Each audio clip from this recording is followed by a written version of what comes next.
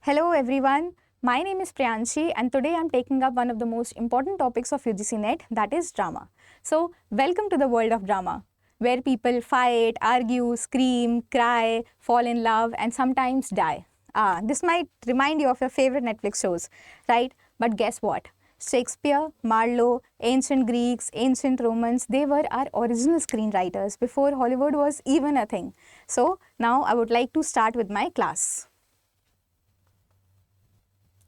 Okay, so today our learning objectives are how drama began and evolved, emergence of Greek theatre and emergence of Roman theatre. Okay, so let's start. So first I would like to tell you how drama began and evolved.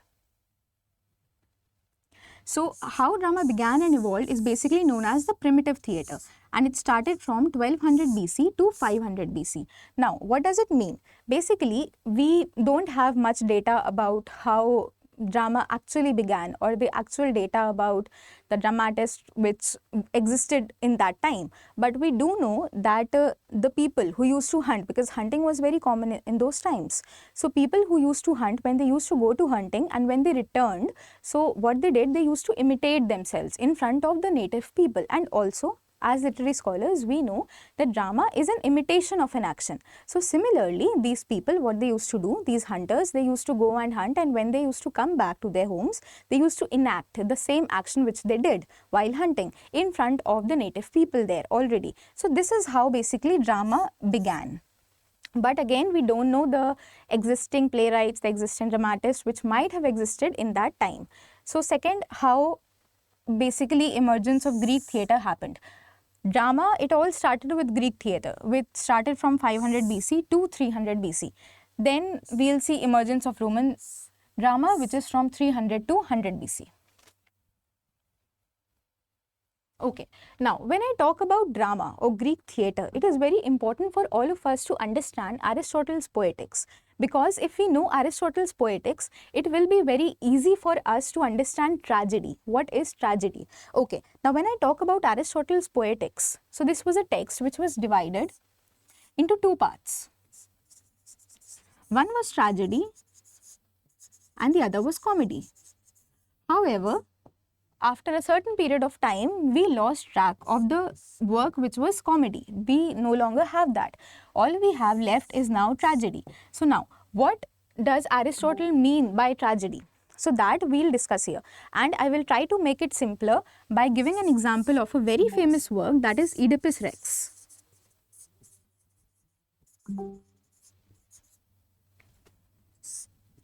Okay, now Oedipus was the hero. And when he was born, so there was this prophecy that that spread across during that time, that this child, he would kill his own father and he would marry his mother. So this was the prophecy. Now what happened was that his parents, his biological parents, had given the child to a servant so that the servant would kill him. So this was basically the plan. But what the servant did, he gave the child to a childless couple. So after a period of time, Oedipus finally got to know about the prophecy which was predicted many years earlier. So then, to avoid his fate, to avoid his destiny, what he did, he fled from his parents. He did not know about his biological parents back then. So then he fled from his parents. And then what happened, while he was on his way back from the parents, so when he was way back, so he met with his biological father. That is, he did not know that back then. So he just began a fight with a man. Unexpectedly, he came into a fight with a man and he killed him. So that man whom he killed, he was his biological father, whose name was Lais. And his biological mother was Jocasta. Now, here we as readers see how partly the prophecy was already fulfilled. He had killed his father. But then what happened back then, that a riddle of swings happened and Oedipus passed that. So then he became the ruler of Thebes. Now what is Thebes? All these events which are happening, they are happening in this particular region called Thebes. Okay, so he became a very powerful ruler of this particular place called Thebes. Okay, now what happened when he became the ruler and all, so he married this widow called Jocasta. Okay, now he did not know back then that she was her biological mother, but after a certain period of time, when he realized that, okay, this is the prophecy which is actually getting fulfilled now, so he realized that, okay, he had killed his biological father that day and he had married his biological mother. So then what happened, that Jocasta, out of shame and out of guilt, she committed suicide. And Oedipus, on the other hand, he blinded himself with the pins which were stuck in Jocasta's dress. So he blinded himself and he just went from that place. And also Jocasta's brother was Creon. Again, now when I talk about this name, it is very important when it comes to competitive exams. It can be asked like, this is a character, but from which play? So we should know that Creon was a character from this particular play, and he was Jocasta's brother. So what Oedipus did was that Oedipus had given this responsibility to Jocasta's brother Creon to take care of his children. And obviously he knew that in the children's later years, they would feel that guilt because of their father's deeds. So this is about Oedipus Rex. The main story about Oedipus Rex is this. Now I would try to relate it with tragedy, with Aristotle's tragedy. Now how that happened? Okay, now tragedy is said to be the imitation of serious events, the first thing. Now what is serious actually about it? That he was looking, that is Oedipus was looking for truth. So here we come to know about Oedipus's search for truth, which ultimately led to the death of his father, right? So now we know about Oedipus's truth. So in order to achieve catharsis. Now what is catharsis? It also means purification, it means purgation. How? Through causing pity and fear. Now what is pity and fear? Basically, what the writers in those times intended was purgation. That is catharsis. That is pity and fear. How? See, now the readers will feel pity for the hero. Now, why will the readers feel pity for the hero? The readers will feel pity for the hero because Oedipus had killed his father, agreed, but he was unknown. It was never his fault. He did not know about it, right? So here it is that the readers feel pity for the hero, for the tragic hero. Then how fear? The readers feel fearful as well. Why do they feel fearful? They feel fearful because what if the same thing might happen to them? So these are the feelings basically which tragedy arises. Pity and fear, which ultimately leads to catharsis. That is purification or purgation. Okay, now when I talk about it, the protagonist later on, he met with a disaster, as we know, through hamartia. Now what is hamartia? Hamartia means a fatal flaw.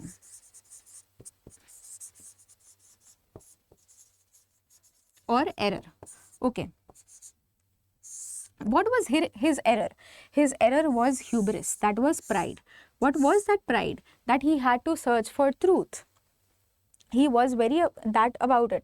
Okay, so this was about, so these are basically the main terms which are associated with our Aristotle's tragedy, like catharsis, purgation, hamartia, pity, fear, hubris. And also when I talk about Aristotle's poetics, we must not forget another key terms, which are anagnorisis. Now what do you mean by anagnorisis? Anagnorisis means recognition or realization.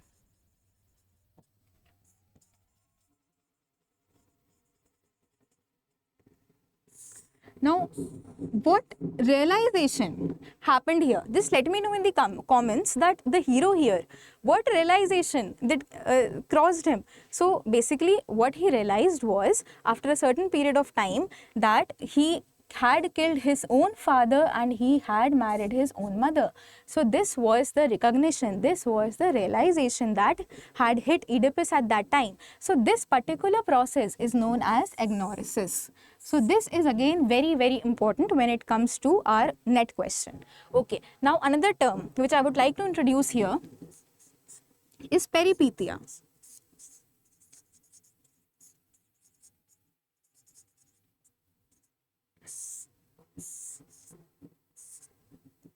Okay, so peripeteia means reversal. Peripeteia means reversal of fortune. How the reversal of fortune? Because we know that once Oedipus was a powerful ruler, he was powerful king over there, and then ultimately he was exiled because of shame and guilt. So this is how the reversal takes place. This is how his fortune had been reversed completely, had been flipped completely. So these are the important terms when it comes to Aristotle's poetics, which we should know.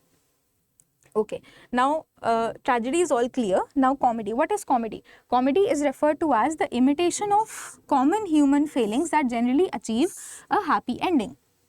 That we will study later on, that what is actually comedy. It means that basically comedy gives us satisfaction. It gives us a happy feeling. So that is it.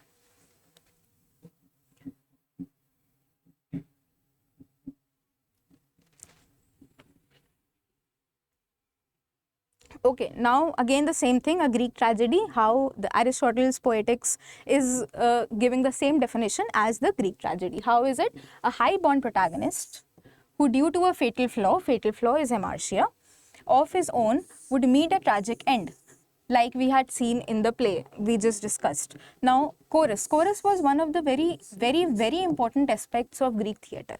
Why was it so? Because when Greek theatre had begun, so chorus played a very major role. For example, let us imagine that like there was around 12 to 24 choral characters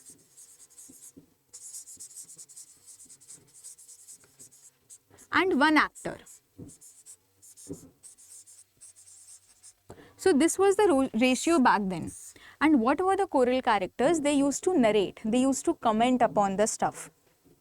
So, however, later on we will see that how chorus completely was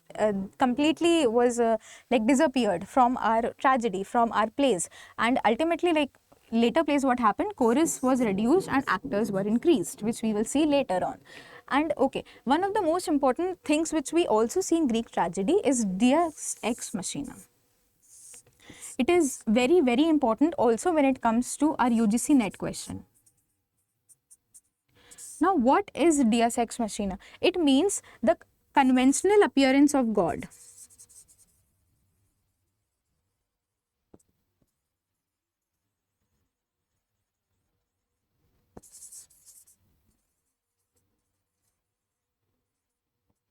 Okay, so this means the conventional appearance of God. And why will God appear in a play? To resolve the plot. So this is the main idea of this particular term, that is the appearance of God to resolve some plot. Also, this element we will see in Euripides plays the most, which we will be discussing later on.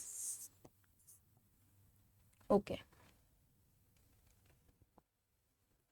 Now let's come to our three most important Greek playwrights or writers. First one is Aeschylus. Now Aeschylus is known as father of tragedy.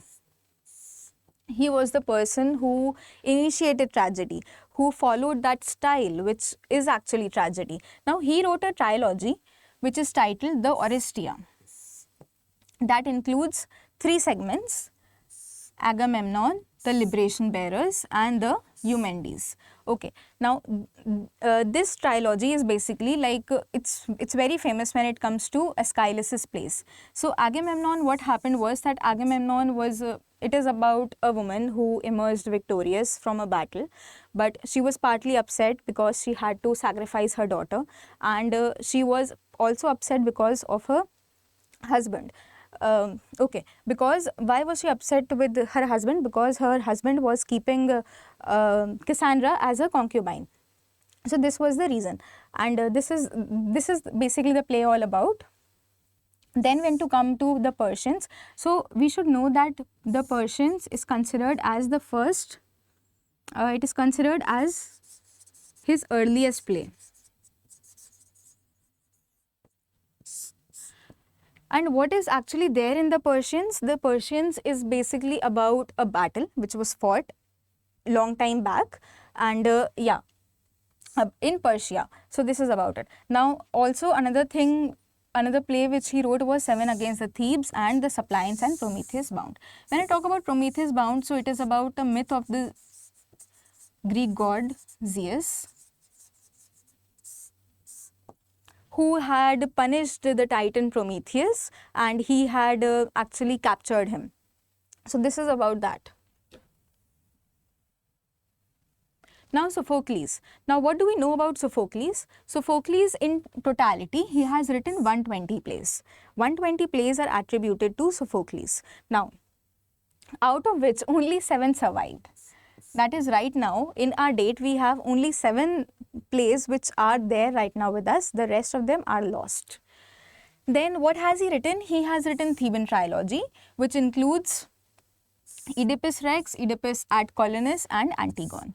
So Oedipus Rex I have already discussed. Oedipus Colonus is another part which actually it will deal with the conflict between Oedipus and Creon. Who was Creon? He was whose brother? Let me know in the comments. And so there was the conflict between these particular two people. Why? Because there was Creon, Jogusta's brother. He had heard from an oracle that Oedipus only would actually solve a fight. Now, which fight was that? That this was the fight of Oedipus's sons who were fighting over the throne. So this is about that. Antigone is about a woman, eponymous.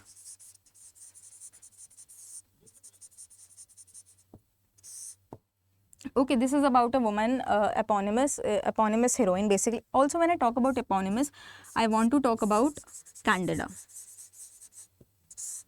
Now, when I talk about Candida, just let me know in the comment section who has written Candida. Just let me know quickly.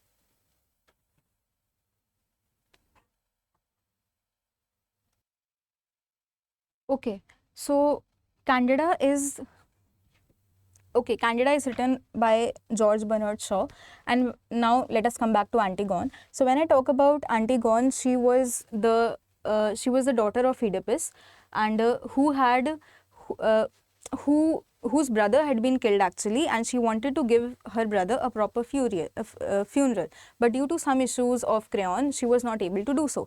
But eventually, actually, she did not then, she had a fear of being exiled from the kingdom. But anyways, she gave her brother the proper burial. But when she gave, then only Creon had changed his mind. But she had already done so. Actually, Creon's son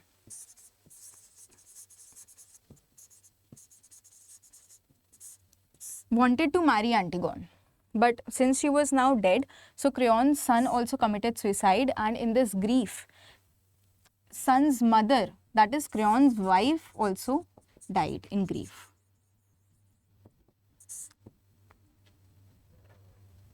Okay, so this is clear. He wrote this main Theban trilogy.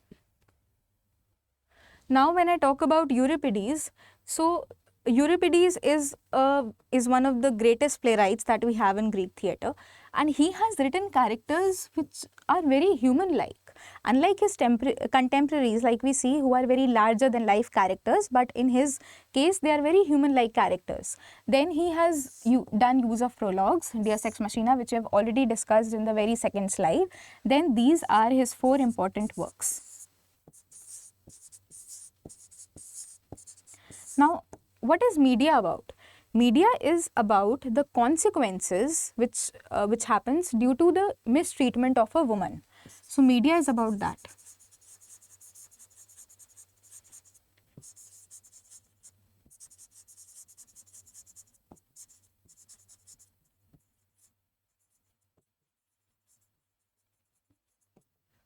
So basically, Medea was married to a man named Jason, but since Jason wanted to be with the princess of Corinth, so he had abandoned Medea. Now Medea, of course, to avenge him, she took certain consequences, right? I mean, she took certain measures. So this basically shows that. And after what she did, she killed Jason's sons and the princess of Corinth.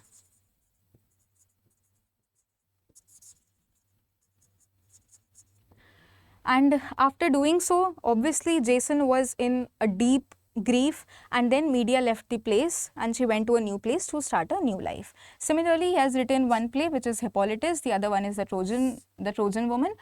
The Trojan Woman is basically about the futility of war, how war ultimately leads to nothing and it is not at all fruitful, just leads to the death of people's lives. Another is the Bakshay.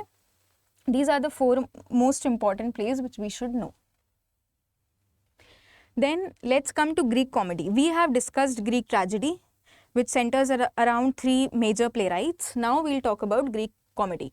Now, Greek comedy has two main people, Aristophanes and Meander. Now, when I talk about Aristophanes, so Aristophanes is associated with the old comedy. Okay, why old comedy? Because old comedy is attributed with certain things like fantastical elements, puns, parody, satire, crude jokes, also exaggerated costumes.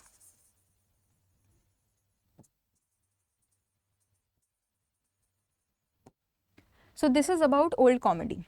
He used to mimic people, he used to mimic myth and religion, he used to ridicule them. Then we have Clouds and Frogs. Clouds, overall, it's just, most important thing. It's the first comedy of ideas.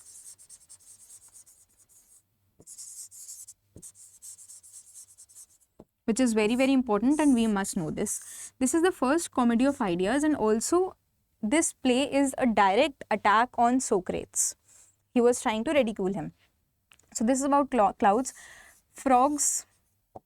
And frogs, what happens is that there is a man who, basically Dionysus, who is disguised as Heracles and tries to get Euripides back from Hades, that is the underworld. So he goes and tries to fetch him, but when he reaches the underworld, he sees that there are two people already there, that is Euripides and Aeschylus are already there. But when he was asked to choose between them, he chose Aeschylus. Why? Because Aeschylus was better at solving problems of the people during those times. Now when I come to Meander, Meander is associated with the new comedy and new comedy almost emerged after 100 years.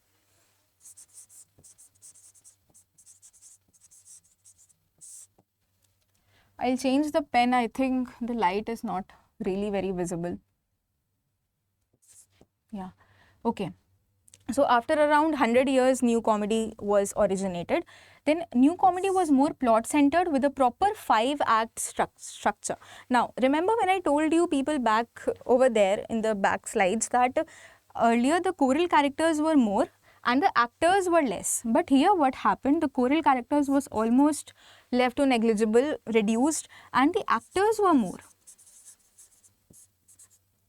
So this was about new comedy. Okay, that this was more plot centered and it had a proper act structure. Then out of the new comedy, only this play, The Discolors, survives of Meander.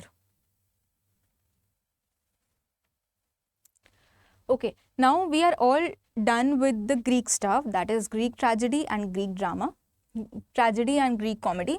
Now we are on Roman drama. Now Roman drama was again divided into two, that is comedy as well as tragedy. Okay, now first pointer about Roman comedy is that also that comedy was again copied from back writers, that is the Greek comedians. So this is important that they also borrowed their stuff from the back Greek comedians. So the important term here is fabula palliata, which means comedies which are based on Greek comedies. Almost all, they took their inspiration, they were influenced by all the Greek comedies there. Then we have these two very, very important Roman comedians who wrote comedies, Plautus and Terence. Okay, now when I come to tragedy, the Roman tragedy, so Seneca. Seneca is the most important person when I talk about the Roman tragedy, because from Seneca only, very important thing, that from Seneca only, let me change the pen. From Seneca, our university wits were inspired. University wits, who were they? We will study in our next class, who comprise Shakespeare, Christopher Marlowe. Okay, so all these people, they were inspired by Seneca. And when we talk about that, for example, Shakespeare's tragedies are based on Senecan models. So this is what we mean, that this this playwright Seneca, he inspired a lot of people especially in the Elizabethan age. Like he wrote, for example, he wrote about bloodshed. He wrote revenge tragedies.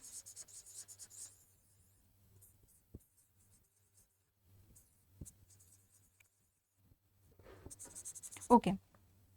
Then another thing, which another only surviving play based on Roman subject is Octavia. Octavia is the only tragedy which have survived, which is based on Roman subject. So this is all about the Roman drama. Roman drama is very comprehensive. It has only 3 playwrights in totality.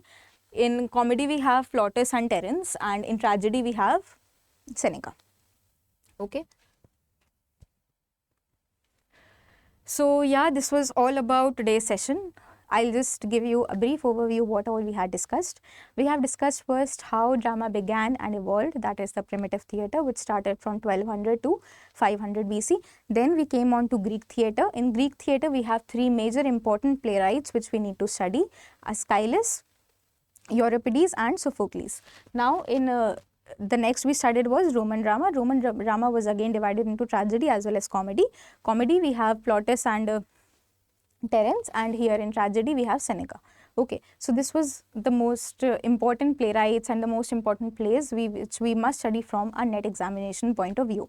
Now in my next class I will cover till the modern period all the important playwrights and all their important plays and works and all the important movements which came. So it is very, very important for you to attend our next class as well.